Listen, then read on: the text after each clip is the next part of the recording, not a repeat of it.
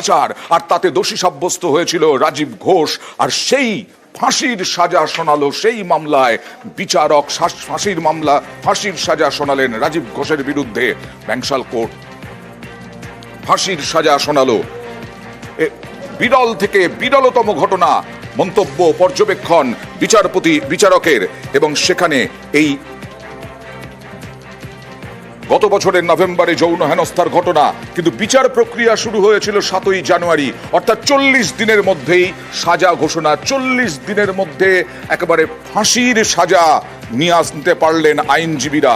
পুলিশি তদন্তে, কলকাতা পুলিশের তদন্তে এখনো হাসপাতালে মৃত্যুর সঙ্গে পাঞ্জা লড়ছে এই শিশু নির্যাতিতা। বটতলায় 7 মাসের শিশুকে এখানেও এই ফাঁসি সাজাপ্রাপ্ত রাজীব ঘোষ, সে যৌনপল্লী থেকে ফেরার সময় এই 7 মাসের শিশুকে যৌন নির্যাতন করে, অত্যাচার করে, যা বিরল থেকে বিরলতম ঘটনা। পর্যবেক্ষণ কোর্টের। যেহেতু নতুন আইনে বাচ্চাদের, শিশুদেরকে প্রোটেকশন দেওয়ার জন্য তাদের 12 বছরের নিচে কোনো মেয়েকে যদি রেপ করা হয় সেক্ষেত্রে, এবং সেকশন 6 অফ পক্সো অ্যাক্টে যেহেতু ডেথ সেন্টেন্সের প্রভিশন আছে, সুতরাং এই ক্ষেত্রে কেন দেওয়া হবে না? তো এটা ছিল আমার কাছে একটা বড় স্ট্রং আর্গুমেন্ট, এবং লার্নেড কোর্ট সেটা মেনে নিয়েছে। এবং লার্নেড কোর্ট বলেছেন এটা পরিষ্কারভাবে যে এই আসামি সোসাইটিতে বেঁচে থাকাটা উচিত নয়, ওনার কোনো অল্টারনেটিভ উনি পাননি, যার ফলে ডেথ সেন্টেন্স ওনাকে দিতে হয়েছে। ভিকটিমের শরীরটাকে নিয়ে রীতিমতো আসামি খেলা করেছে, এটা হচ্ছে সবচেয়ে বড় পয়েন্ট উনি বললেন। এটা বিরলতম বলা হয়েছে এই কারণে যে প্রথমত একটা 7 মাসের বেবি, 2 নম্বর এমএসভিপি সাহেব আরজি করেন উইটনেসে উনি বলে গেছেন যে এই বাচ্চাটি আর কোনোদিন স্বাভাবিক জীবনে ফিরতে পারবে না। এই যে নৃশংসতম ঘটনা, এটাকেই লার্নেড কোর্ট বিরলতম বলে মনে করেছেন, এই জন্য পক্সো 6-এ ডেথ সেন্টেন্স ঘোষণা করেছেন। এখানে যেরকম ঘটনা আরজি করেও সঞ্জয় রায় যৌনপল্লী থেকে ফিরেই নিহত তরুণী চিকিৎসকের উপরে অত্যাচার চালিয়েছিল, নির্যাতন করেছিল, মেরে ফেলেছিল। আর এখানে এখনো মৃত্যুর সঙ্গে পাঞ্জা লড়ছে সেই শিশু, 7 মাসের শিশু। সরাসরি চলে যাব প্রতিনিধি অমিতের কাছে। কেন সিবিআই তদন্তে সঞ্জয় রায় যাবজ্জীবন হলো, কেন মৃত্যুদণ্ড না? আর এখানে পুলিশি তদন্তে, কলকাতা পুলিশের তদন্তে একেবারে ফাঁসির সাজা 40 দিনের মধ্যে। অমিত,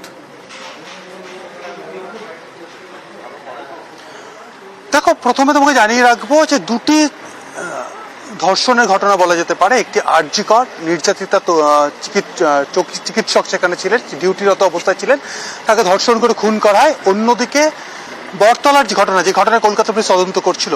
দুটি মামলার ক্ষেত্রেই যারা অভিযুক্ত, একদিকে সঞ্জয় রায়, এদিকে অভিযুক্ত গোবরা, প্রত্যেকের হচ্ছে বিকৃত লালচার শিকার নির্যাতিতা, এটা বলা যায়। কারণ দুজনেই দেখা যাচ্ছে ক্রাইম করার আগে, অপরাধ করার আগে দুজনেই রেড লাইট এরিয়া থেকে তারা ঘুরে এসেছিলেন।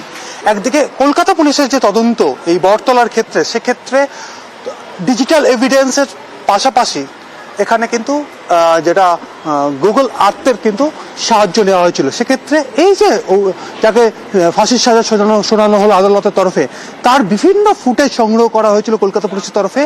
সে যেভাবে হাঁটাচলা করতেন, সেই সমস্ত হাঁটাচলা সাথে মিল করে, ম্যাচ করে যায়। এছাড়া নির্যাতিতা এই মুহূর্তে আরজিকর মেডিকেল কলেজে তিনি মৃত্যুর সঙ্গে পাঞ্জা লড়ছেন। তার শরীরে যে দাঁতের কামড় বা কামড়ে যে দাগ ছিল, সেই সমস্ত জায়গার তথ্য প্রমাণ এভিডেন্স কিন্তু আনা হয়েছিল আদালতের সামনে। এমনকি যারা ফরেন্সিক মেডিসিনের চিকিৎসক ছিলেন, যারা এক্সামিন করেছিলেন, তাদেরকে এভিডেন্স হিসেবে নিয়ে আসা হয় আদালতের সামনে, যারা সাক্ষ্য দেন বিচার পর্ব চলাকালীন। তার ভিত্তিতে আমরা দেখলাম এখান থেকেই সাফল্য এলো পুলিশ এবং আইনজীবীদের। আর অপরাজিতা বিল, যা ইতিমধ্যেই বিধানসভায় পাস হয়ে গেছে, সেই অপরাজিতা বিল রাষ্ট্রপতির কাছে রয়েছে। অপরাজিতা বিলে কি রয়েছে? মৃত্যুদণ্ড। এই ধরনের এতে রাজ্য সরকার এনেছিল এই অপরাজিতা বিল। এদিনও ক্ষোভ প্রকাশ করেন ছাড়পত্র না মেলায় মুখ্যমন্ত্রী মমতা বন্দ্যোপাধ্যায়। আরজিকরের মেয়েটি খুন হয়ে গেল, ফাঁসি হলো না, বলছে আমরা মৃত্যুদণ্ড চাই না। তো কি চাও? এত ক্রাইম বাড়ছে কেন? সেই জন্য আমরা অপরাজিতা বিলটা করেছিলাম, যে এইসব কাজ করবে সবার মৃত্যুদণ্ড হবে। কিন্তু আপনারা বিলটা ফেলেই রেখে দিলেন, করলেন না। তারা আবার ল অ্যান্ড অর্ডার নিয়ে কোয়েশ্চেন করেন, আরে আমাদের পুলিশ তো 2 মাসের মধ্যে ফাঁসি করিয়ে দেয়, আপনারা কি করেন? আর যারা ধর্ষিত হয়েছেন তাদের পুড়িয়ে মেরেছেন রাস্তায়।